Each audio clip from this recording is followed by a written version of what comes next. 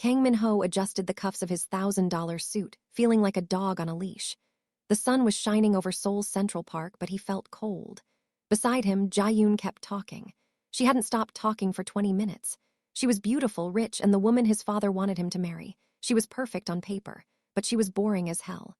"And for the flowers," Jae-yoon said, clutching his arm tight with her manicured nails, "I was thinking white roses. Thousands of them."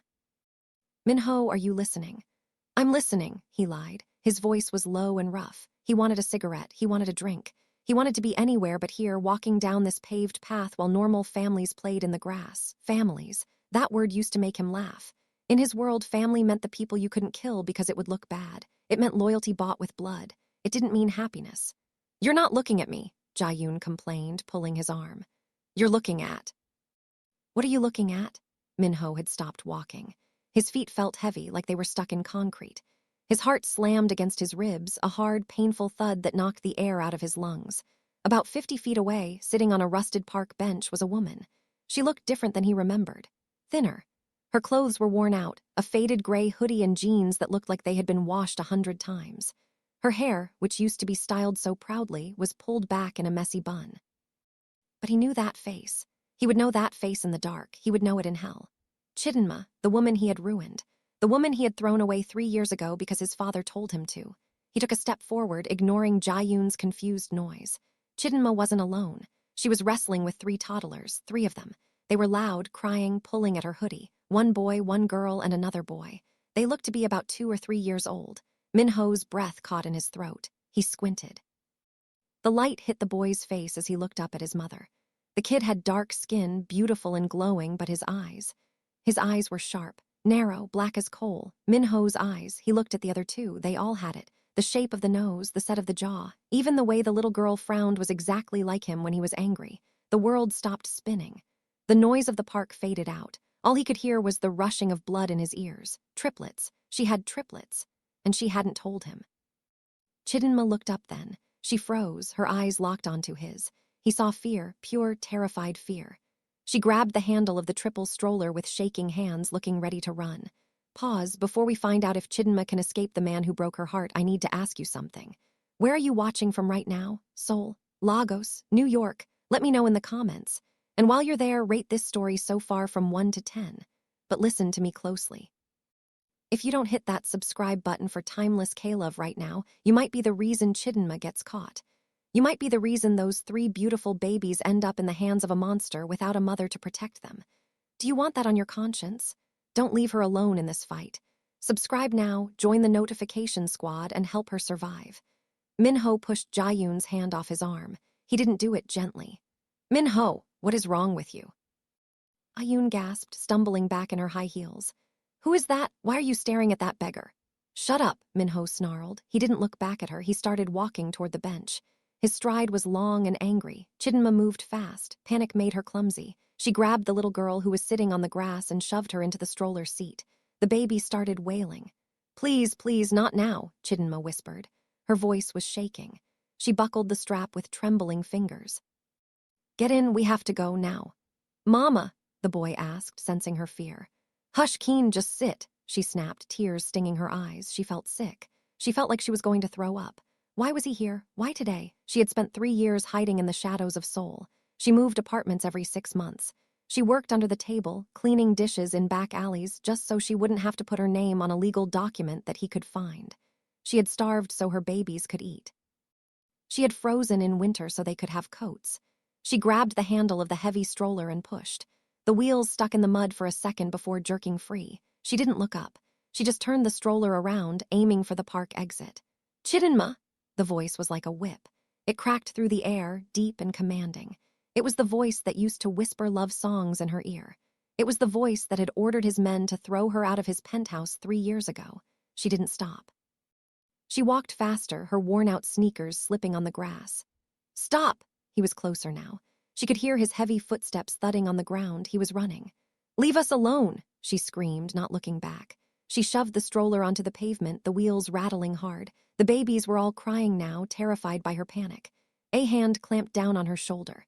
It was heavy and hot. It spun her around with so much force that she almost fell. She gripped the stroller handle to stay upright. Min-ho was there. He was breathing hard, his chest heaving under his expensive shirt. His face was pale, his eyes wide and wild as he looked from her to the stroller. "Let go of me," Chidinma hissed. She tried to shrug him off, but his grip tightened. It hurt.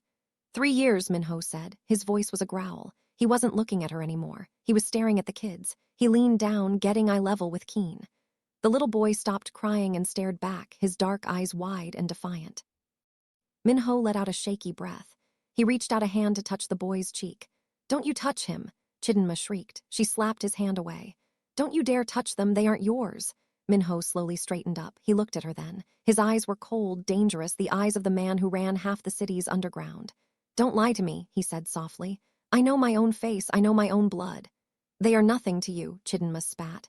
"You made that clear. You said I was trash. You said I was a mistake. Well, these mistakes don't belong to you." "Min-ho!" Jae-yoon came running up, panting. Her face was red with anger. "What is going on? Who is this woman? Why are you talking to her?" She looked at Chidinma with disgust, her nose wrinkling as if she smelled something bad. "And why are you near these dirty children?" Min-ho didn't even blink. "Get in the car, Jae-yoon." "What?" "I said get in the car and leave," Min-ho roared, turning on her. "Go." Jae-yoon flinched, looking terrified. She had never seen him lose control like this. She took a step back, then turned and ran toward the parking lot, sobbing. Min-ho turned back to Chidinma. The anger was still there, but there was something else now. Confusion. Pain. "Why do they look like they haven't eaten properly?" he asked. His voice was quieter now, but sharp. He pointed at the stroller. "Why are their clothes torn? Why do you look like you're starving?" "Because that's what happens when you throw a pregnant woman on the street with nothing." Chidinma yelled. She didn't care who was watching. "You took my job, you blacklisted me. You made sure I couldn't get work anywhere in the city. You wanted me to suffer. Congratulations, Min-ho, I'm suffering. Are you happy now?" Min-ho stared at her. He hadn't known about the pregnancy. He had been cruel, yes. He had pushed her away to protect her from his enemies, or so he told himself. But he had been a coward. He just cut her off. He didn't know she was carrying his heirs. He looked at the triplets again. They were his legacy. And they were sitting in a cheap, broken stroller wearing rags. "You're coming with me," Min-ho said. It wasn't a question, it was an order. "I'd rather die," Chidinma said. She started to push the stroller again. Min-ho stepped in front of it, blocking her path. "Look at them, Chidinma, look at them." He pointed at the kids. "It's going to rain. You have no car. I see the bruises under your eyes. You're exhausted. You're broke." He reached into his pocket and pulled out a wallet. He didn't even count the cash. He just pulled out a stack of bills thick enough to buy a car and held it out. "Take it," he said. Chidinma stared at the money. Her stomach growled. She hadn't eaten since yesterday morning, so the kids could have milk. Her rent was due in 2 days. If she didn't pay, they would be on the street. And if they were on the street, Child Protective Services would take them. She knew they were already watching her. Her neighbor had called them last week because the babies were crying too much. She looked at the money. It was salvation. It was safety. She looked at Min-ho. He was the devil. He was the man who had broken her into a million pieces. She swatted the money out of his hand. The bills fluttered to the muddy ground like dead leaves. "I don't want your blood money," she said, her voice trembling but hard as steel. "I don't want anything from you except for you to stay away from us." She pushed past him. This time he didn't stop her. He stood there, surrounded by scattered cash, watching her walk away. The image of the little boy's face, his face, burned in his mind. He pulled out his phone. His hands were shaking, but he dialed a number. "Chief," a voice answered instantly. "I need a team," Min-ho said. His voice was dead calm. "I need you to follow a woman leaving Central Park. Black female, 3 toddlers. Do not approach her. Just tell me where she lives." "Understood. Is she a target?" "No," Min-ho whispered, watching Chidinma disappear around the bend. "She's my life." He hung up. He looked down at the money in the mud. He left it there. He didn't care about money. He had just found something worth more than his entire empire. And he was going to get them back, even if he had to burn the whole city down to do it. Chidinma walked until her legs burned. She didn't stop until she was 5 blocks away, hidden in the crowds of a busy market street. Only then did she slow down. Her heart was still hammering against her ribs like a trapped bird. She checked the babies. Keen was asleep. The other 2, Zik and Amara, were sucking on their thumbs, eyes drooping. They were hungry. They were always hungry lately. "It's okay," she whispered to them, though she felt like screaming. "Mama's got you. Mama won't let the bad man take you." But as she walked toward the subway station, she felt the heavy weight of dread in her stomach. Min-ho wasn't a man who gave up. She knew that. He was a hunter, and she had just shown him the prize. She checked her pockets. She had 10,000 won, that was it. Enough for some rice and maybe some milk, not enough for rent. She reached her apartment building 30 minutes later. It was a crumbling brick building in the old district where the streetlights didn't work and the smell of garbage hung in the air. She dragged the heavy stroller up the 3 steps to the entrance. Her landlord, Mr. Park, was standing by the door. He was a short, angry man with yellow teeth. He crossed his arms when he saw her. "Chidinma," he grunted, "you're late." "I know, Mr. Park," she said, keeping her head down. "I get paid tomorrow, I promise." "You said that last week," he spat. He blocked the door. "No money, no room. I have new tenant ready to pay cash. You pay now or you pack." "Please," she begged, looking at the sleeping kids. "It's getting dark, just one more night. I'll get the money, please." Mr. Park looked at the kids, then back at her. He sneered. 1 hour. You have 1 hour to bring me half the rent, or I call police to remove you. And you know what police do with homeless babies." He stepped aside, letting her pass, but his threat hung in the air like poison. Chidinma stumbled into her tiny one-room apartment. It was freezing inside. She laid the babies on the mattress on the floor, the only furniture she had.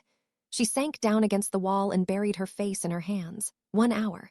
She needed $200 in 1 hour. It was impossible. She looked at her phone. It was an old, cracked model. She had no one to call. Her family back in Nigeria thought she was doing well. She couldn't ask them for help without admitting her shame. Her friends in Seoul had all drifted away when Min-ho blacklisted her. She was alone. Suddenly, a knock sounded at the door. Chidinma froze. Mr. Park said 1 hour. It had only been 5 minutes. "Open up," a voice said. It wasn't Mr. Park. It was deep, smooth. She scrambled to her feet, grabbing a kitchen knife from the small counter. She moved to the door but didn't open it. "Who is it?" "Open the door, Chidinma," Min-ho's voice came through the wood.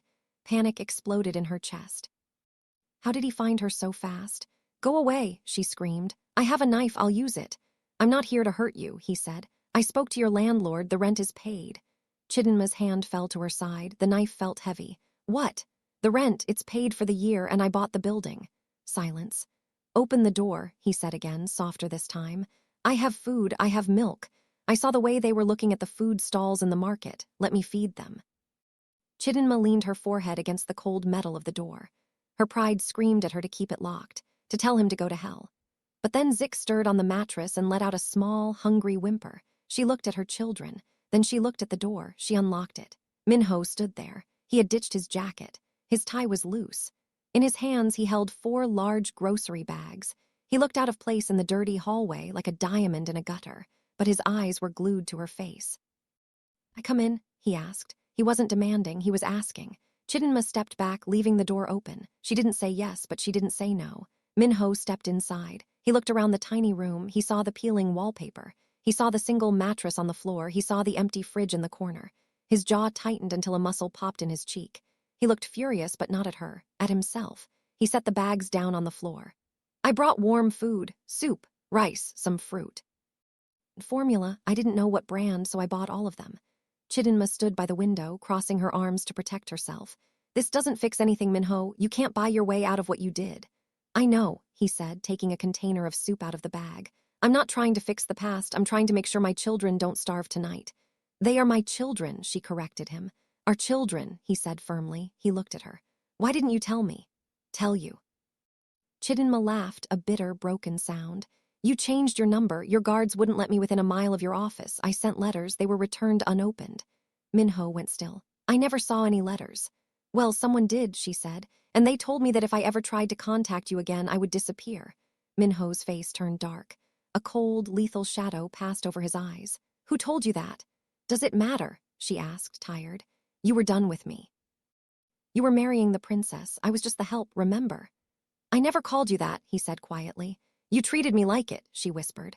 One of the babies, Amara, sat up on the mattress. She rubbed her eyes and saw the stranger. She didn't cry. She stared at him with curiosity. Min-ho froze. He looked at the little girl. She was tiny, perfect. She had Chidinma's nose and his chin. "Hi," Min-ho whispered to the baby. Amara blinked. Then she pointed at the bag of food. "Num num." Min-ho's heart shattered. He looked at Chidinma. "She's hungry." "They're always hungry," Chidinma said, her voice cracking. Min-ho opened the soup.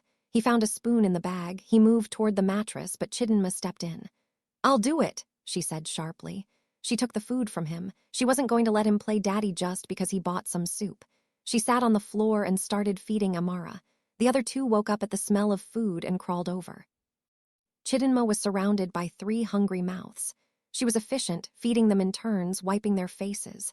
Min-ho stood against the wall, watching. He felt useless. He felt like the richest poor man on earth. He had billions in the bank, but he couldn't even feed his own kids because their mother didn't trust him. "I'm not leaving," he said suddenly. Chidinma didn't look up. "I can't stop you. You own the building now, right?" "I'm not talking about the building," Min-ho said. "I'm talking about their lives. I missed 3 years. I'm not missing another second." "You have a fiancé," Chidinma reminded him. "I saw her. She looks nice, expensive." "She's nothing," Min-ho said. "The engagement is over. I ended it in the car." Chidinma paused, the spoon hovering near Keen's mouth. She looked up at him. "You can't just end an engagement like that. Your father will kill you." "Let him try," Min-ho said. He walked over and sat down on the floor, right on the dirty linoleum, crossing his long legs. He was inches away from her now. He reached out and picked up a napkin, gently wiping a smudge of soup from Zik's cheek. The boy flinched, then leaned into the touch. "I have a lot of enemies, Chidinma," Min-ho said softly. "But the biggest enemy I have right now is the fact that you hate me, and I'm going to fix that." "You can't," she said. "Watch me," he replied. Suddenly, a loud banging on the door made them both jump. "Police, open up." Chidinma dropped the spoon. "Oh God, they're here, the CPS." Min-ho stood up smoothly. He fixed his cuffs. The predator was back. "Stay here," he told her. "Feed the kids." "Min-ho, they'll take them," she cried, grabbing his pant leg. "Mr. Park must have called them before you came." Min-ho looked down at her hand on his leg. He covered it with his own for a second, squeezing tight. "Nobody takes what is mine," he said. He walked to the door and threw it open. 2 police officers and a woman in a suit stood there. The woman held a clipboard. "We have a report of child neglect and unpaid rent at this address," the woman said sternly. "We are here to take the children into protective custody." Min-ho blocked the doorway with his broad shoulders. He stared down at the woman until she took a nervous step back. "There has been a mistake," Min-ho said. His voice was like velvet wrapped around a knife. "Who are you?" the officer asked, putting a hand on his belt. "I am the father," Min-ho said, "and I am also the owner of this building, and I am Kang Min-ho." The officer's face went pale. Everyone in Seoul knew the name Kang. It meant money, it meant power, it meant you didn't ask questions. "Mr. Kang," the officer stammered. We didn't know." "Now you know," Min-ho said. "My fiancé and our children are just fine." "We were having a family dinner. Do you want to interrupt my family dinner?" "No, sir. Of course not, sir," the officer said, bowing slightly. He grabbed the woman's arm. "We're leaving." Min-ho watched them hurry down the hall. He closed the door and locked it. He turned back to the room. Chidinma was staring at him. She looked shocked. "Fiancé," she whispered. Min-ho loosened his tie and tossed it on the floor. "We have a lot to talk about, Chidinma, but first, pack your bags." "I'm not going with you," she said weakly. "You can't stay here," he said. "My father will find out about the triplets soon, and when he does, he will come for them. This apartment is not safe. You need walls, you need guards, you need me." He walked over and held out his hand to her again. "Please," he said. "Let me protect you. Fight me later, hate me later, but right now let me save them." Chidinma looked at his hand. She looked at her babies, who were full and sleepy now. She looked at the peeling walls. She took his hand. Chidinma moved on autopilot. She didn't have much to pack. That was the saddest part. 3 years of life, 3 growing children, and it all fit into 2 worn-out duffel bags and a plastic laundry basket. She threw in the kids' few clothes, mostly hand-me-downs from the church donation bin, and their one favorite toy each. Keen had a plastic truck with 3 wheels. Zik had a stuffed bear with one eye missing. Amara had a doll that Chidinma had sewn herself out of old socks. Min-ho stood by the door. He was on his phone, speaking in rapid, low Korean. His back was to her, but his posture was tense. He looked like a soldier guarding a perimeter. "We're ready," Chidinma said. Her voice sounded hollow in the empty room. Min-ho hung up and turned around. He looked at the 2 bags and the basket. He frowned. "Is that it?" "That's it," she said. "We travel light when we're running from landlords." He flinched.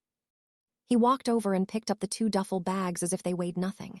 He reached for the basket, but Chidinma grabbed it first. "I got it," she said.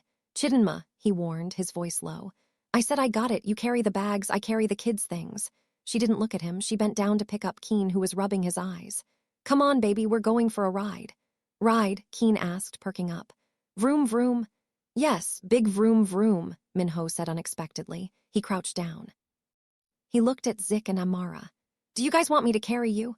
The 2 toddlers stared at him. They were used to being carried by their mother or walking until their feet hurt. They didn't know this giant man in the suit. Zik hid behind Chidinma's leg. Min-ho looked crushed. He stood up slowly. "Okay, let's go." They walked out of the apartment. Mr. Park was nowhere to be seen, but Chidinma could feel eyes on her. Doors cracked open down the hallway. Neighbors were peeking out, wondering why the poor African woman was leaving with a man who looked like he owned the city. Outside, the street had transformed. It used to be just a dirty alley with overflowing trash cans. Now it looked like a presidential motorcade had parked there. 3 black SUVs idled at the curb. Men in black suits and earpieces stood by the doors, scanning the street. When Min-ho stepped out, the men bowed in unison. 90 degrees. Perfect synchronization. "Boss," one of them said, opening the back door of the middle SUV. Chidinma stopped at the top of the stairs. She gripped the laundry basket tight. This was real. This wasn't just Min-ho being rich. This was Min-ho being Kang Min-ho, the heir, the mob boss. "Get in," Min-ho said gently, guiding her toward the open door. She climbed in. The interior smelled like new leather and expensive cologne. The seats were soft, hugging her tired body. There was enough legroom to sleep on the floor. She buckled the triplets into the back row, her hands shaking as she fumbled with the seat belts. They were wide-eyed, touching the smooth leather, looking at the tint on the windows. "Fancy," Amara whispered, touching a button that made the window shade go up and down. Min-ho slid into the seat next to Chidinma. The door closed with a heavy, solid thud that shut out the noise of the city. It felt like an airlock ceiling. "Home," Min-ho said to the driver. The car moved. Smooth. Silent. Chidinma stared out the window as her old life faded away. The crumbling brick building, the mean landlord, the fear of eviction, it was all behind her. But now she was riding into something much more dangerous. "You're shaking," Min-ho said. She didn't look at him. "I'm cold." It was a lie. The car was warm. "Take this." He shrugged off his suit jacket. It was heavy, made of wool that probably cost more than her car. He draped it over her shoulders. It smelled like him, wood smoke, whiskey, and something sharp like gun oil. She wanted to throw it off. She wanted to scream at him, but the warmth seeped into her bones and she was so tired. She pulled the jacket tighter around herself. "Thank you," she whispered. It tasted like vinegar in her mouth. "The engagement was a business deal," Min-ho said suddenly. He was looking straight ahead. "My father wanted to merge with the Han Group. Jae-yoon is the heiress. It was never real." "It looked real in the park," Chidinma said, her voice hard. She was picking out flowers, white roses. Min-ho's jaw tightened.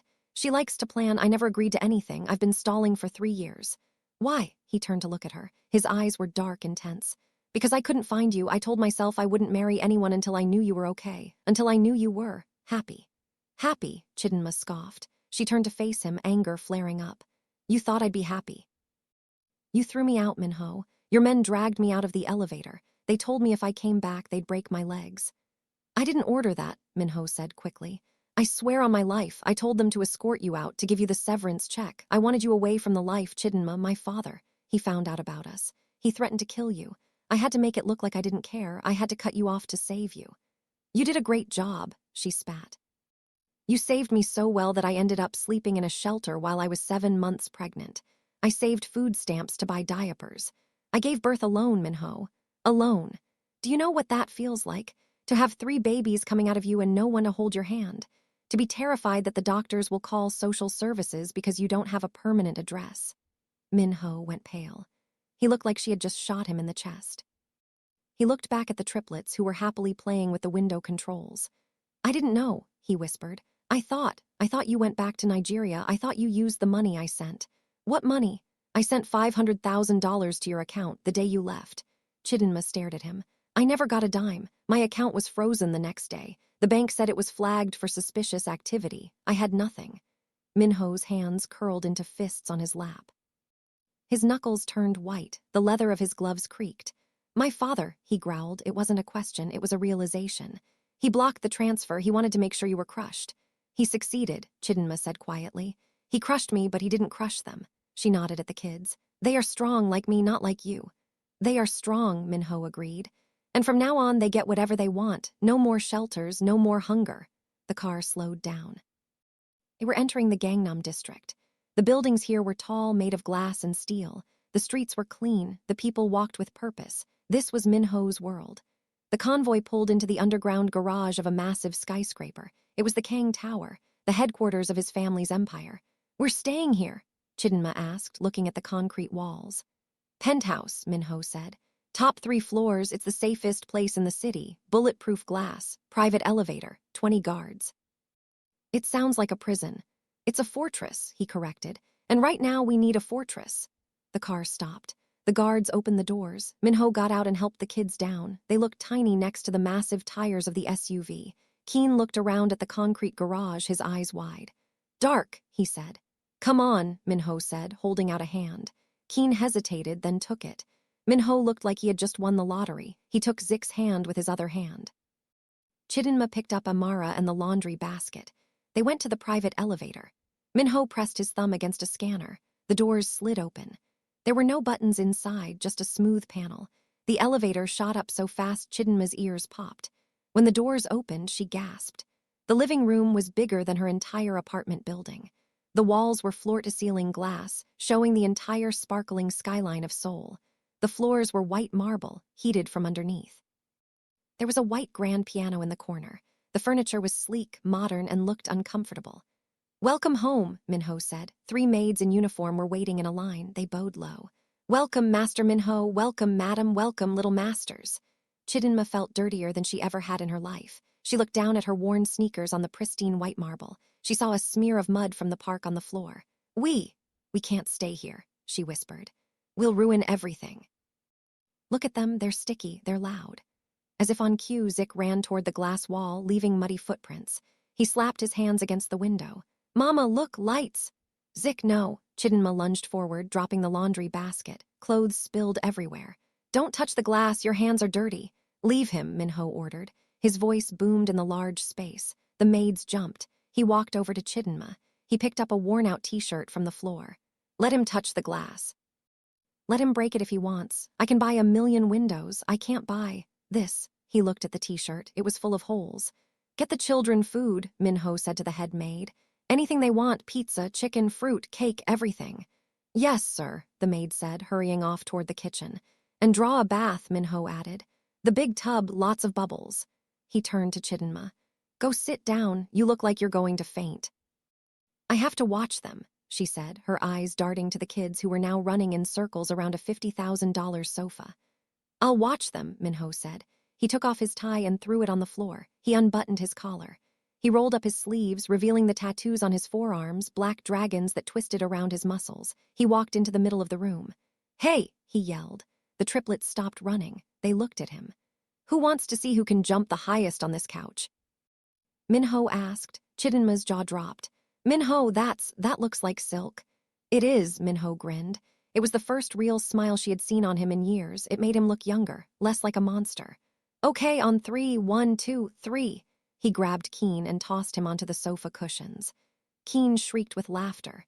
Zik and Amara scrambled up, bouncing on the expensive fabric with their dirty shoes. Min-ho stood there, spotting them, making sure they didn't fall off, laughing every time they bounced. Chidinma sank onto a chair near the entrance. Her legs gave out. She watched them. The man who scared the police, the man who ran the underworld, was letting 3 toddlers destroy his living room. Tears pricked her eyes. She wiped them away angrily.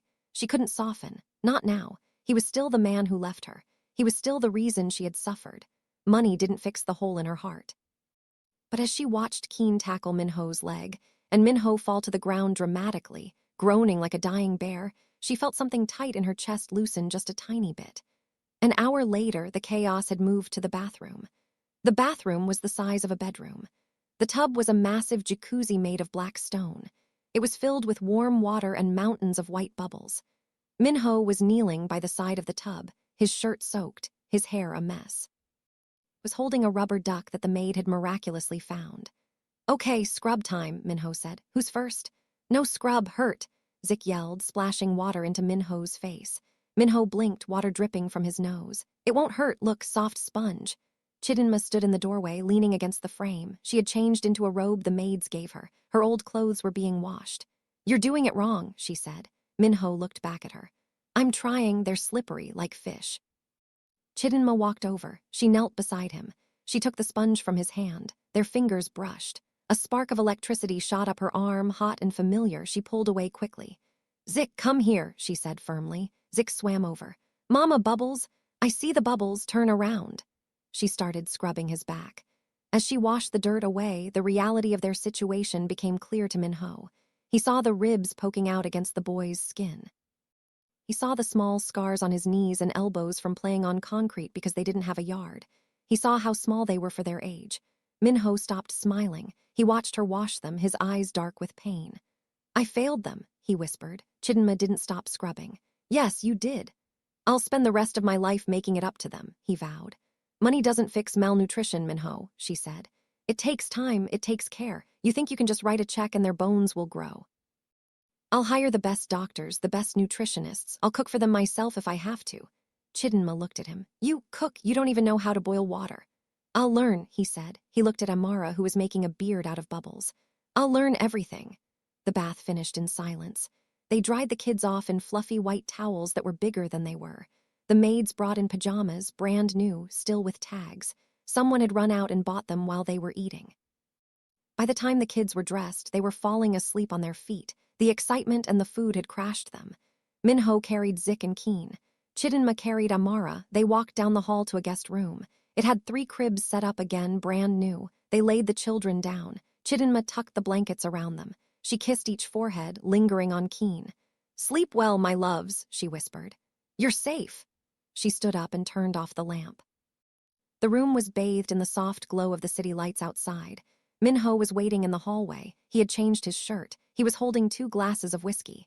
"Drink," he said, holding one out. Chidinma took it. She took a long sip. The liquid burned her throat, a good, sharp burn. She needed it. "We need to talk," Min-ho said. "Real talk, no yelling, just truth." "I'm tired, Min-ho." "I know, but you need to know what you're up against." He led her to the balcony. The wind was cold this high up, but the view was breathtaking. Seoul sprawled out beneath them like a carpet of diamonds. "My father knows I left the park with you," Min-ho said, leaning on the railing. "My phone has been blowing up for 2 hours. I turned it off. What will he do?" "He'll cut me off first," Min-ho said calmly. "Freeze my assets, try to turn the board against me. He thinks money is the only leash he has on me." "Is it?" Min-ho turned to her. "It used to be, before today. I wanted the chair. I wanted to rule the company. I thought that was power." He took a drink. "But seeing Keen look at me, seeing his eyes, that's power, and I'm not letting anyone touch it." "He'll come for us, won't he?" Chidinma asked. She gripped her glass tight. "If he hated me enough to starve me, what will he do when he knows I have his grandchildren? He'll try to take them." "He will try," Min-ho agreed. His voice dropped an octave, becoming something dark and terrifying. "But he forgets something. I'm not the boy who listened to him 3 years ago. I've spent 3 years taking over the underground while he sat in his office. The guards downstairs, they answer to me. The police. I bought them last year. The streets belong to me now." He stepped closer to her. He didn't touch her, but his presence was overwhelming. "You are under my protection now, Chidinma. That means if God himself comes down and tries to touch a hair on your head, I will shoot him." Chidinma looked into his eyes. She saw the killer there, the monster. But for the first time, the monster wasn't looking at her with hunger. He was standing between her and the dark. "I don't love you," she said, her voice shaking. "I hate you for what you did." "I know," Min-ho said. "I can live with your hate as long as you're alive to feel it." "But," she hesitated, "but I will stay for them." Min-ho nodded. "That's enough." Suddenly, the elevator chimed inside. Min-ho spun around, his hand flying to the small of his back, reaching for a gun that wasn't there. The doors opened. A man walked out. He was older, with silver hair and a cane. He wore a traditional Korean suit. His face was a map of wrinkles, but his eyes were sharp, black, and cruel. It was Chairman Kang, Min-ho's father. Behind him were 4 men, big men, not security, hitmen. "So," the chairman's voice was dry like dead leaves. "It is true. You brought the trash into the palace." Min-ho stepped in front of the balcony door, shielding Chidinma with his body. "Get out," Min-ho said. His voice wasn't loud, but it vibrated with rage. "You weren't invited." "I own this building," the chairman said, tapping his cane on the marble. "I own you, and I hear you have brought some complications into my house." He looked past Min-ho's shoulder, his eyes locking onto Chidinma. He sneered. "The maid returns," the chairman said, "and I hear she brought puppies." Chidinma felt the blood drain from her face. She felt sick. But then she remembered the 3 sleeping babies in the other room. She remembered Keen's laugh. She remembered the poverty, the hunger, the fear. She stepped out from behind Min-ho. She stood next to him. She lifted her chin. "They aren't puppies," she said, her voice clear and loud. "They are your heirs, and they are the only future this family has." The chairman blinked. He wasn't used to people speaking to him, especially not her. Min-ho glanced at her, surprise flickering in his eyes. Then he smiled, a cold, dangerous smile. "You heard the lady," Min-ho said. "Leave or I throw you off the balcony." The chairman's face turned purple. "You threaten your father for a whore?" "Careful," Min-ho warned, taking a step forward. "She's the mother of my children, and if you insult her again, I'll forget that we share blood." The four hitmen shifted, hands moving to their jackets. Min-ho didn't flinch. "Go ahead, draw, see what happens." "My men are monitoring this room. You pull a gun, you die before you hit the floor." The tension in the room was so thick it was hard to breathe. Father and son stared at each other, a silent war of wills. Finally, the chairman laughed. It was a cold, hacking sound. "Very well," he said. "Play house. But remember, Min-ho, the board meets tomorrow. If you don't announce your marriage to Jae-yoon, you are out. You will be penniless, and then, let's see how long your protection lasts." He turned and walked back to the elevator. The hitman followed. "This isn't over," the chairman called out as the doors closed. Min-ho let out a breath he had been holding. He slumped slightly. "He's right," Min-ho said. "He's going to freeze everything tomorrow. I have 24 hours to secure my money before he locks me out." He turned to Chidinma. "I have to go out," he said. "I have to work." "Now," she asked. "It's midnight." "The underground doesn't sleep," he said. "I need to move cash. I need to call in favors. If I'm going to fight him, I need a war chest." He walked over to her. He hesitated, then reached out and tucked a loose strand of hair behind her ear. "Lock the doors," he said. "Don't open them for anyone but me. There's a panic button in the bedroom. If anything feels wrong, press it. The police will come, my police." "Min-ho," she said. "Yeah, be careful." He stared at her, searching for something in her eyes. "I will." He turned and walked to the elevator. He looked back one last time before the doors closed. He looked like a man going to war. Chidinma stood alone in the massive living room. She was terrified, but she also felt something else. She walked over to the glass wall. She looked down at the city lights. Somewhere down there, Min-ho was fighting for them. She went back to the guest room. She curled up on the rug beside the cribs, pulling the blanket around her. She wasn't going to sleep. She was going to watch. The war had started. And she was right in the middle of it. The digital clock on the bedside table read 2:00 a.m. Chidinma couldn't sleep. The bed in the guest room was softer than clouds. The sheets were silk. It was quiet, so quiet she could hear her own heart beating. She got up and checked the cribs for the 10th time. Keen was snoring softly, his thumb in his mouth. Zik was sprawled out on his back, kicking the air in his sleep. Amara was curled in a tight ball. They looked peaceful. They didn't know their grandfather wanted them gone. They didn't know their father was out in the dark city fighting a war. Chidinma walked out of the room. Her bare feet made no sound on the expensive carpet. She went into the living room. The city lights were still bright outside the glass walls. It looked beautiful, but it felt like a cage. She checked the front door. Locked. She checked the balcony door. Locked. She walked to the kitchen. It was gleaming white. She opened the fridge. It was full. Milk, juice, eggs, expensive cuts of meat, rows of sparkling water. She touched a carton of milk. It was cold, real. She remembered the night before. She had opened her fridge in the old apartment and found half a bottle of water and a moldy lemon. "This isn't real," she whispered to herself. "It can't last." A shadow moved in the hallway. Chidinma spun around, her heart jumping into her throat. She grabbed a heavy glass vase from the counter. "Who is there?" she hissed. A young man stepped out of the shadows.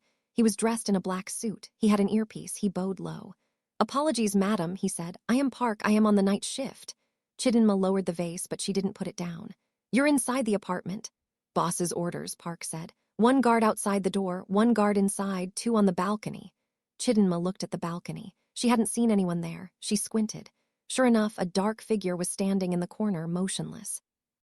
"He really thinks someone is coming," Chidinma said, more to herself than to the guard. "The chairman is not a patient man," Park said. He looked at her kindly. "You should sleep, madam. We will not close our eyes." Chidinma looked at this young man. He looked barely 20. He had a gun under his jacket. "Do you have a family, Park?" she asked. Park blinked. "Yes, madam, a mother and a sister in Busan." "Does your mother know you do this?" Park looked down at his shiny shoes. "She knows I work for a security company. She thinks I guard a bank." "Go home, Park," Chidinma said softly. "This isn't a bank, it's a war zone." "I cannot go," Park said, lifting his head. "The boss paid for my sister's surgery last year. I owe him my life." Chidinma stared at him. Min-ho, the monster, the savior. It was so confusing. "Stop. Before we see how Min-ho handles his enemies in the dark underbelly of Seoul, I need to know something. Do you feel safe where you are right now? Are your doors locked? Check them. Seriously. And tell me in the comments, what city are you watching from? Rate this story 1 to 10 so far, but listen. If you don't subscribe to Timeless K-Love right now, you are leaving Chidinma alone in that glass cage. You are letting the chairman win. Don't let the bad guys take over. Hit that button, turn on notifications, and stand guard with us. Min-ho walked into the Red Dragon, a nightclub in the Gangnam basement district. The music was loud, a thumping bass that shook the floor. The air smelled of sweat and expensive perfume. He didn't stop at the bar. He walked straight to the VIP area in the back. 2 bouncers moved aside without him even looking at them. He pushed open a heavy steel door and entered a soundproof room. The music died instantly. Inside, 5 men were sitting around a poker table. They weren't playing cards. They were waiting. Smoke hung thick in the air. These were his captains. Men who ran the streets for him. "Boss," said a man with a scar running down his cheek. His name was Scar. Original, Min-ho knew, but the man was loyal. Min-ho threw his jacket on a chair and loosened his tie. He looked tired. He looked dangerous. "My father just left my penthouse," Min-ho said, leaning his hands on the table. "He threatened my family." The room went deadly silent. "The family?" Scar asked. "You mean the fiancé?" "No," Min-ho said. "I mean my real family, my woman." "My children." The captains looked at each other. They didn't know about the children. "Triplets," Min-ho said. "A son, another son, a daughter." "Congratulations, boss," a fat man named Piggy said nervously. "That is big news." "It is," Min-ho said, "but the chairman wants to take them or hurt them. Tomorrow morning he's going to freeze my bank accounts. He's going to lock me out of the company servers. He's going to try to starve me out." Min-ho stood up straight. He looked at each man in the eye. "So we move tonight. I need all the liquid cash from the clubs, the casinos, and the loan sharks. I need it in bags. I need it at the penthouse by 6:00 a.m. The men shifted in their seats. "That's a lot of cash, boss," Scar said slowly. "If we move that money, the chairman will know. He monitors the books." "Let him know," Min-ho snarled. "It's my money. I earned it." But Piggy hesitated. He wiped sweat from his forehead. "If we go against the chairman, he has the police chief in his pocket. He has the judges. If we help you, we become targets too." Min-ho walked over to Piggy. He moved slow, like a tiger stalking a deer. He put a hand on Piggy's shoulder. "You are already a target, Piggy," Min-ho whispered. "Do you think my father cares about you? You are a tool to him. If I fall, he will clean house. He will replace all of you with his own men, you know this." Piggy swallowed hard. "Yes, boss." "I am offering you a choice," Min-ho said, looking around the room. "Stick with the old man and you might survive a year before he gets bored and kills you. Stick with me and we take everything. We take the throne, tonight." "This is treason," Scar said, grinning. He pulled out a cigarette. "I like it." "I'm in," said a tall, thin man named Viper. "The chairman owes me money anyway." "Me too," said another. Min-ho looked at Piggy. The fat man was shaking. "Piggy," Min-ho asked. I have a wife, boss," Piggy stammered. "The chairman knows where she works." Min-ho's face softened just a fraction. He understood that fear now. He felt it every time he thought of Chidinma. "I will send a team to your house," Min-ho said. "Tonight they will take your wife to a safe house. My father won't touch her." Piggy looked up, tears in his eyes. "You would do that?" "Family is everything," Min-ho said. "You are family." Piggy nodded rapidly. Okay, boss, I'm in." "I have 2 million in the safe at the casino. I'll get it." "Good," Min-ho said. "Go, move fast. No phones. Burner comms only. Meet me at the tower at dawn." The men scrambled up and left the room. Min-ho was left alone with his lieutenant, Junho, who had been standing by the door. "You took a big risk," Junho said. "Piggy is weak. He might crack." "He won't," Min-ho said. "He's scared. Fear makes people loyal if you promise them safety." Min-ho sat down in a chair and rubbed his face. His hands were shaking, not from fear but from adrenaline. "Did you get the DNA test results?" Min-ho asked. Junho nodded. He pulled a folded paper from his pocket. "I ran the samples from the hair on the brush you gave me and the old sample we have from your medical file." Min-ho stared at the paper. He didn't take it. "And 99.9% match," Junho said. "They are yours, boss, no doubt." Min-ho let out a long breath. He closed his eyes. He saw the little boy's face again, the dark eyes, the defiant chin. "Does the chairman know for sure?" "He suspects," Junho said. "He has spies everywhere, but he doesn't have proof yet. Once he has proof, he will file for custody. He will claim the mother is unfit. He will use her poverty against her." "She isn't poor anymore," Min-ho said, opening his eyes. They were cold as ice. "Transfer $10 million into an offshore account in her name, right now." "Boss, that's half your liquid assets," Junho warned. "Do it," Min-ho ordered. "If anything happens to me, if I get shot, if I get arrested, she needs to be able to run, she needs to be untouchable." Understood, Junho said, typing on his phone. Min-ho stood up. Let's go, I want to be home before they wake up. Home, Junho repeated, smiling slightly. You haven't called the penthouse home in 3 years. It wasn't home before, Min-ho said. He walked to the door. It was just a place I slept. Now it's everything. The sun was just coming up when Min-ho got back to the penthouse. The sky was a pale purple. He felt heavy. His bones ached. He used his thumb to open the elevator. The doors slid open. The living room was quiet. The guard, Park, was standing by the window. He nodded to Min-ho. All quiet, boss, Park whispered. Go rest, Min-ho said. I'll take the watch. Park bowed and left for the staff quarters. Min-ho took off his shoes. He walked softly down the hall. He stopped at the guest room door. It was cracked open. He pushed it gently. Chidinma was asleep on the rug. She was curled up next to Keen's crib using a throw pillow. One of her hands was reaching up, holding the bars of the crib. Even in sleep, she was holding on to them. Min-ho's heart squeezed. She looked so young, so tired. Her braids were messy. She was wearing the oversized robe he had given her. He wanted to pick her up and put her in the bed, but he knew she would wake up swinging. She was a fighter. He walked into the room. He took off his suit jacket and laid it over her. She stirred, making a small noise, but didn't wake. Min-ho sat down on the floor. His back was against the wall. He was 2 feet away from her. He watched them sleep. This was it. This was why he had hustled, killed, and clawed his way to the top. Not for the cars, not for the suits. For this. To sit on the floor and watch them breathe. His phone buzzed in his pocket. He pulled it out, a text from his father. Chairman Kang. Your accounts are frozen. The police are on their way to the building. I gave them a tip about drugs in your penthouse. Get rid of the girl or go to jail. Min-ho read the message. He didn't panic. He just smiled. A cold, cruel smile. He typed back. Min-ho, let them come. I bought the police chief a new boat yesterday. He put the phone away. Zik woke up. The little boy sat up in his crib. He rubbed his eyes. He looked around. He saw Min-ho sitting on the floor. Min-ho froze. He waited for the boy to cry. Zik stared at him, then he stood up, holding the rails. Dada, Zik whispered. Min-ho stopped breathing. The air left his lungs. What? He croaked. Dada, Zik said again, pointing a chubby finger at him. Hungry. Tears filled Min-ho's eyes, hot, burning tears. He had been called many things. Boss, sir, master, killer, Dada. He wiped his eyes quickly. He stood up and walked to the crib. Yeah, Min-ho whispered, his voice thick. Yeah, buddy, Dada is here. Let's get some food. He lifted Zik out of the crib. The boy was warm and smelled like baby powder. He rested his head on Min-ho's shoulder instantly. Min-ho carried him to the kitchen. He didn't know what he was doing. He found a banana. He peeled it. Banana, Min-ho asked. Zik grabbed it with both hands and took a huge bite. Yum. Good, Min-ho said. He sat Zik on the marble counter. We have to be quiet. Mama is sleeping. Mama sleep, Zik agreed, mouth full.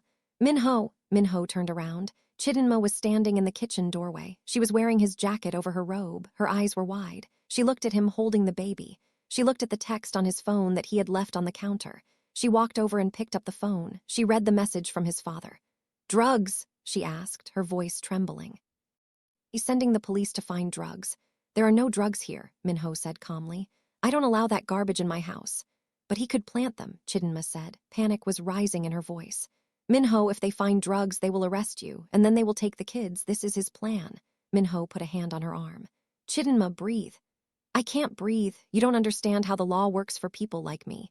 If I am in a house with drugs, I go to prison. I lose them forever. She started to hyperventilate. She reached for Zik. Give him to me. We have to leave. We have to go back to the streets. No, Min-ho said firmly. He held Zik tight with one arm and grabbed her with the other. Stop, listen to me. Let me go. The police are not coming to arrest me, Min-ho said. My father is bluffing. He thinks I'm still the scared boy I was 3 years ago. He doesn't know I own the precinct. Chidinma stopped struggling. She looked at him. You own the police. I own the chief. I own the detectives. If a patrol car comes here, it will be to bring us donuts. He looked at her intensely. You are safe here, I promise you. The only danger to us right now is if you run. If you run, you are out in the open. Here you are in a fortress. Chidinma slumped. The adrenaline left her. She leaned her forehead against his chest. She didn't mean to, but her legs were weak. Min-ho stood still. He felt her warmth. He smelled her hair, coconut, oil, and rain. He wanted to wrap his arms around her, but he didn't. He held Zik and he let her lean. I'm scared, Min-ho, she whispered into his shirt. I know, he said softly. I'm scared too. She looked up at him. You're never scared. I am now, he said. He looked at Zik, who was smearing banana on Min-ho's $1,000 shirt. I have everything to lose now. The elevator dinged. Chidinma jumped back. Who is that? It's the money, Min-ho said. The doors opened. Scar, Piggy, and Viper walked in. They were carrying 4 large black duffel bags. They looked tired and smelled like smoke. They stopped when they saw Chidinma. They looked at her robe. They looked at the baby on the counter eating a banana. They looked at Min-ho covered in banana mush. Scar's jaw dropped. Boss, Scar asked. Put it on the table, Min-ho said, his voice back to being steel. The men hauled the bags onto the dining table. The zippers strained. 10 million in cash, Scar said. And another 5 in gold bars. Chidinma stared. That's money, Min-ho nodded. That's our war chest. He looked at Chidinma. Pack the rest of the kids' things. We aren't staying here today. What? You said this was a fortress. It is, Min-ho said. But it's a predictable fortress. My father knows we are here. He will keep sending people. Lawyers, police, reporters. I don't want the kids exposed to that. Where are we going? Min-ho smirked. Vacation. An hour later, they were in a helicopter. Chidinma held Keen and Amara tight. Min-ho held Zik. The kids were wearing noise-canceling headphones. They were looking out the window, pointing at the tiny cars below. They weren't scared. They thought it was a ride. Where are we going? Chidinma yelled over the headset. Min-ho looked at her. Jeju Island. I have a private villa there. It's on a cliff, only one road in. No one gets in without my permission. And your business? She asked. Your war. I can run a war from an island, Min-ho said. Technology is a beautiful thing. Chidinma looked out at the ocean appearing on the horizon. For the first time in 3 years, she felt like she was actually moving forward, not just running in circles. They landed on a helipad on a green cliff overlooking the blue ocean. The villa was white, modern, and open to the sea breeze. It was paradise. The kids ran onto the grass immediately. It was soft, manicured grass. No mud. No broken glass. Min-ho watched them run. He turned to Chidinma. I have a meeting, he said. Zoom call. I have to tear my father's company apart piece by piece. Okay, Chidinma said. She hesitated. Min-ho, he turned back. Yes, thank you, she said. It was small, quiet. For the banana and the helicopter. Min-ho smiled. Anytime. He walked into the house. Chidinma sat on the grass. The sun was warm. Amara brought her a flower. Flower for Mama, Amara said. Thank you, baby, Chidinma said, tucking it behind her ear. She closed her eyes. Maybe, just maybe, this could work. But inside the house, Min-ho wasn't smiling. He sat at a desk in the study. He opened his laptop. He had a secure line to the board of directors. The screen flickered to life.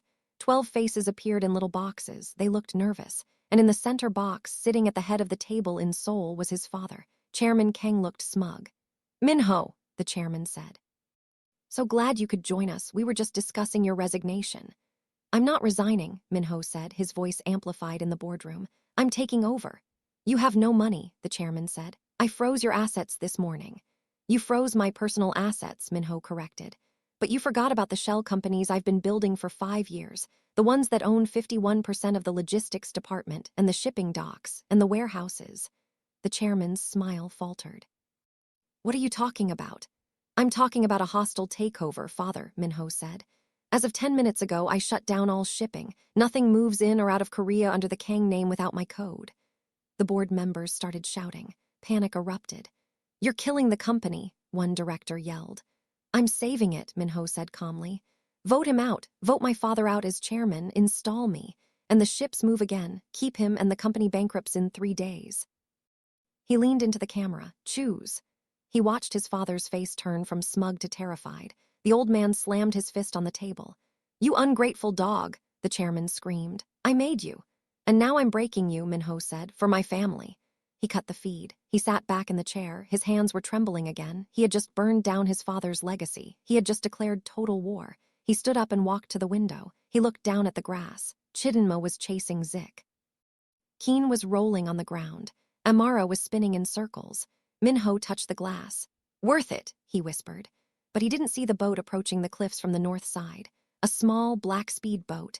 It cut the engines and drifted silently toward the rocks below the villa. 3 men in wetsuits climbed out. They had waterproof bags. They had climbing gear. And they had guns. Min-ho turned away from the window to go join his family, unaware that the war had followed him to paradise. Min-ho walked out onto the patio. The air was fresh, smelling of salt and pine trees. He took off his expensive watch and put it in his pocket. He took off his shoes. Dada! Amara screamed, seeing him. She was holding a plastic shovel. Build castle, Min-ho smiled. It was genuine. Okay, let's build a castle. He walked onto the grass. The soil was rich and dark. He sat down, not caring about his white pants. Keen and Zik ran over, tackling him. Min-ho fell back, laughing as they climbed over him like little monkeys. Chidinma sat nearby, watching. She had the flower behind her ear. She looked beautiful. She looked peaceful. For the first time in forever, Min-ho felt like he could breathe. He forgot about the boardroom. He forgot about the threats. He just felt the small hands of his children and the sun on his face. But down below, at the base of the cliff, the peace was already broken. The three men in wetsuits moved fast. They were professionals. They threw a grappling hook up toward the railing of the lower deck. It made a soft clink against the stone. They pulled it tight. One by one, they started to climb. They moved like spiders, silent and deadly. They pulled submachine guns from their waterproof bags. They racked the slides. Click-clack. Min-ho's ears pricked up.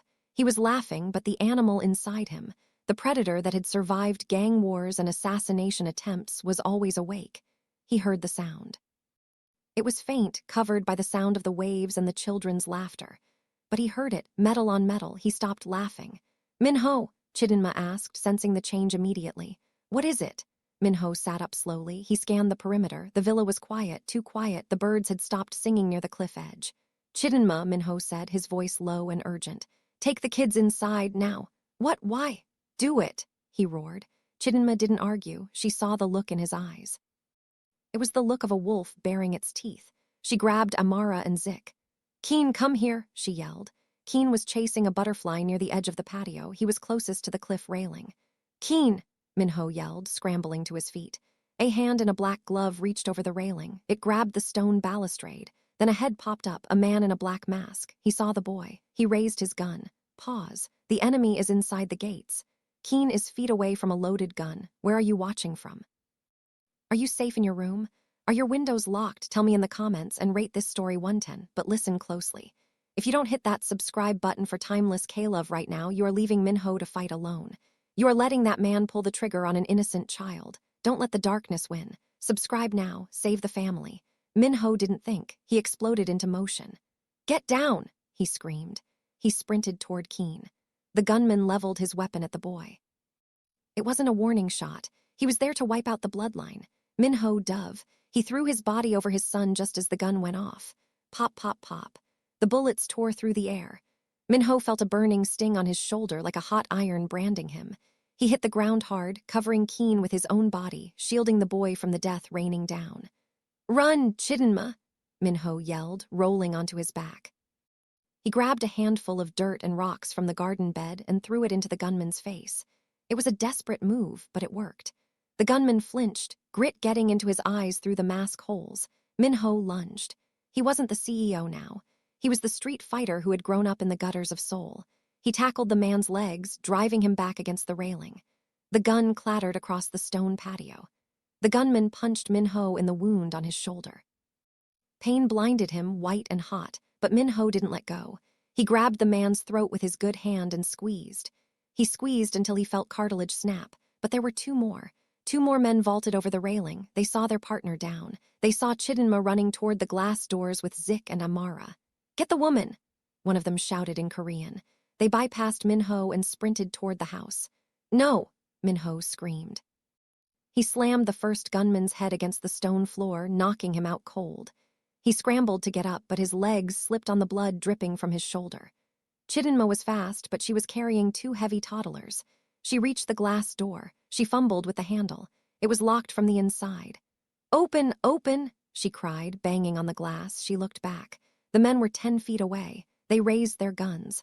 Chidinma dropped to her knees. She curled her body around Zik and Amara, turning her back to the gunmen. She closed her eyes. She waited for the end. She prayed it would be quick. She prayed they wouldn't hurt the babies. Crash. The glass door above her shattered, but it wasn't a bullet. It was a heavy ceramic planter. It came flying from the balcony above, thrown with massive force. It smashed into the first gunman's head, sending him crumpling to the ground. Park, the young guard, jumped from the second-story balcony. He landed in a roll, gun drawn, bang, bang, 2 shots, center mass. The second gunman dropped before he could pull his trigger. Park stood up, breathing hard. He looked at Chidinma. "Madam, get inside." Min-ho limped over. He was covered in dirt and blood. His white shirt was ruined. He looked at the bodies on his patio. He looked at his crying children. He walked over to the first gunman, the one he had knocked out. The man was stirring, groaning. Min-ho grabbed the man by the wet suit and dragged him across the patio. He dragged him all the way to the edge of the cliff. Min-ho! Chidinma screamed. She was hugging Keen, who had run to her. Stop! Min-ho didn't stop. He held the man over the edge. The ocean crashed on the rocks 200 feet below. Who sent you? Min-ho roared. Tell me and I let you live, the man groaned. He looked at the drop. He looked at Min-ho's eyes. Min-ho's eyes were scarier than the drop. The chairman, the man gasped. He said, erase the mistake. Min-ho nodded. Thank you. He pulled the man back from the edge. He wasn't going to kill him. He wasn't a murderer in front of his kids. He threw the man onto the grass. Park, Min-ho barked. Tie him up. We take him with us. Min-ho turned to Chidinma. She was staring at him. She was shaking violently. The kids were wailing, a chorus of terror. Min-ho walked toward her. He reached out a hand. Don't, she whispered, pulling back. She looked at the blood on his shirt. You're hurt.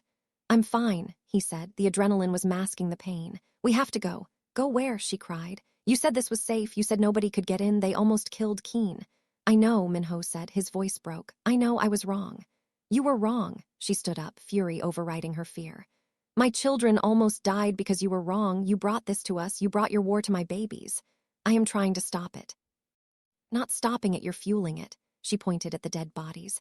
Is this going to be our life, Min-ho? Running from hitmen, watching people die on our patio. Min-ho grabbed her shoulders. His grip was tight. Listen to me. There is nowhere to run anymore. Not Jeju, not America, not the moon. My father will find us. He will kill us. So what do? She sobbed. We just wait to die. No, Min-ho said. The cold, hard look returned to his eyes. We stop running. We go back. Back to Seoul. Yes. Are you crazy? That's where he is. Exactly, Min-ho said. We go to the one place he won't look. We go to the heart of the beast, and we cut its head off. He looked at Park. Get the chopper. We're leaving in 5 minutes. Min-ho went inside. He grabbed a towel from the kitchen and pressed it against his bleeding shoulder. He winced. The bullet had grazed him, tearing a deep furrow in the muscle. It wasn't life-threatening, but it hurt like hell. He went to the bedroom. He opened a safe in the closet. He took out a Glock. He loaded it. He took out a second one. He walked back to Chidinma. She was wiping Keen's face, trying to calm him down. Min-ho held out the second gun. Chidinma looked at it. It was black, cold, and heavy. I don't use guns, she said. Learn, Min-ho said. Safety is off. Point and pull. If anyone but me or Park comes near the kids, you kill them. Chidinma stared at the weapon. It represented everything she hated. Violence, crime, death. But then she looked at Keen. She saw the dirt on his clothes from where Min-ho had thrown him to the ground. She saw how close he had been to death. She took the gun. Her hand was shaking, but she gripped it tight. Show me how to hold it, she said. The helicopter ride back to Seoul was silent. The sun was setting, painting the sky in blood-red streaks. It felt like an omen. They didn't go to the penthouse. That was compromised. They didn't go to a hotel. They landed on the roof of an old warehouse in the industrial district. It was rusted and covered in graffiti. What is this place? Chidinma asked as they climbed out. The wind whipped her hair. This is where I started, Min-ho said. Before the suits, before the tower, this is where the gang began. He led them down a metal staircase. Inside, the warehouse was converted into a bunker.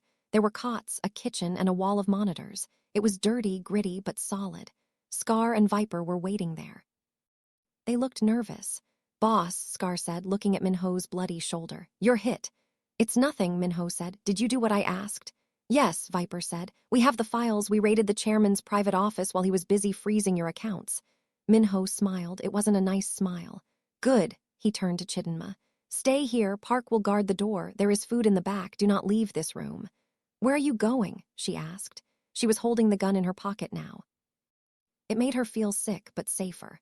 I have a board meeting to finish, Min-ho said. In person. You're going to him? I'm going to end it. He changed his shirt. He put on a black tactical vest over a fresh white tee. He put his suit jacket over it to hide the bulk. He looked like a grim reaper dressed for a wedding. He leaned down and kissed the top of Keen's head, then Zik, then Amara. He stood up and looked at Chidinma. He wanted to kiss her. He wanted to tell her he loved her. But he hadn't earned that yet, not after today. I'll be back, he said. Min-ho, she called out as he reached the door. He stopped. Don't die, she said. The kids, they just found you. Don't make them lose you. Min-ho nodded once. I'm hard to kill. He walked out into the night. The Kang Tower was a beacon of light in the center of Seoul. The chairman was in his office on the top floor. He was drinking tea. He felt good. He had received a text from the hitman saying they were in position. He assumed the job was done. The mistake was erased. His secretary buzzed him. "Sir, Mr. Min-ho is here." The chairman frowned. "Min-ho here?" "Yes, sir, he is walking right past security." "Stop him." We can't, sir. The security guards are bowing to him." The double doors of the office slammed open. Min-ho walked in. He was alone. He didn't have a weapon drawn. He walked with a limp, but his head was high. "Father," Min-ho said. The chairman stood up. You should be dead." "Sorry to disappoint," Min-ho said, closing the door behind him. "Your men were sloppy. I threw one off a cliff. The others are feeding the fish." The chairman's face twisted. "You monster, you killed my men." "You tried to kill my children," Min-ho said. His voice was quiet, deadly. He walked to the desk. "You tried to shoot a 2-year-old boy in the head. That breaks every rule we have. Even the animals have rules." "They are mongrels," the chairman spat. "They pollute our bloodline." Min-ho reached into his jacket. The chairman flinched, thinking it was a gun, but Min-ho pulled out a folder. He tossed it on the desk. "Read it," Min-ho said. The chairman looked at the folder. He opened it. His eyes went wide. Where did you get this?" "Your private safe," Min-ho said. "It contains the records of your illegal arms deals with the North. It has the bribes you paid to the Prime Minister. It has the order for the hit on the prosecutor last year." The chairman's hands shook. "You stole this." "I took insurance," Min-ho said. "And 5 minutes ago I emailed a copy to every major news outlet in Korea and the FBI." The chairman dropped the folder. He collapsed into his chair. You destroyed us. You destroyed the company." "No," Min-ho said. "I destroyed you. The company will survive under new management." Sirens began to wail in the distance. They were getting closer. "The police are coming," Min-ho said. "But not for me and not for drugs." The chairman looked at his son. He looked old, defeated. "I am your father," he whispered. "No," Min-ho said. "You were my boss. Now you're just an inmate." Min-ho turned around. He walked to the massive window. He looked out at the city. "Why?" the chairman asked. "Why throw it all away for a woman, for some kids?" Min-ho didn't look back. "Because they are the only thing in this world that is real," he said. The doors burst open. Police poured in. "Chairman Kang, put your hands up." Min-ho stood to the side. He watched them cuff his father. He watched the man who had terrified him his whole life get dragged away like a common criminal. It was over. The king was dead. Min-ho walked out of the office. The employees were staring at him. He walked to the elevator. He took it down to the garage. He got into his car. He drove back to the warehouse. When he walked in, Chidinma was waiting. She was sitting on a crate, the gun still in her hand. She looked up. "It's done," Min-ho said. He leaned against the doorframe. The adrenaline was fading and the pain in his shoulder was screaming now.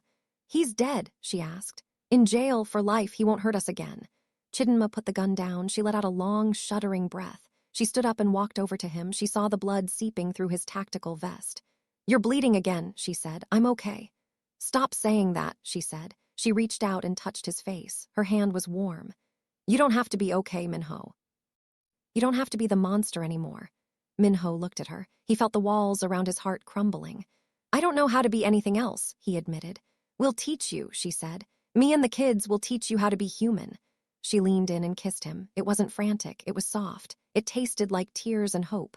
Min-ho closed his eyes. He wrapped his good arm around her. For the first time in his life, Kang Min-ho wasn't alone. 6 months later, the park was full of people. It was spring in Seoul. Cherry blossoms were falling like pink snow. Min-ho sat on a bench. He wasn't wearing a suit. He was wearing jeans and a black t-shirt. He looked relaxed. Next to him, Chidinma was reading a book. She wore a yellow dress that made her skin glow. She looked like a queen. "Dada, look!" Keen ran up to them. He was holding a beetle. "That's a big one, buddy," Min-ho said, leaning down to look. "Can we keep him?" Keen asked. "Ask your mother," Min-ho said, grinning. "No bugs in the house," Chidinma said without looking up from her book. "Oh," Keen said. He ran off to show Zik.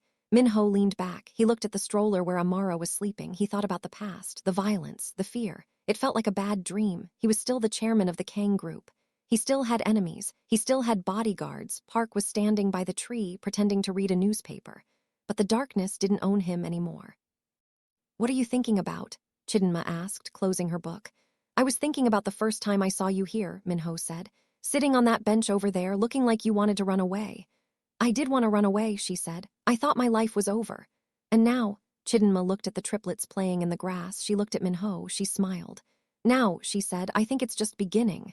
Min-ho took her hand. He kissed her knuckles. "Yeah," he said, "it is." The sun set over the park, casting long shadows. But they weren't afraid of the dark anymore. They had each other, and that was enough.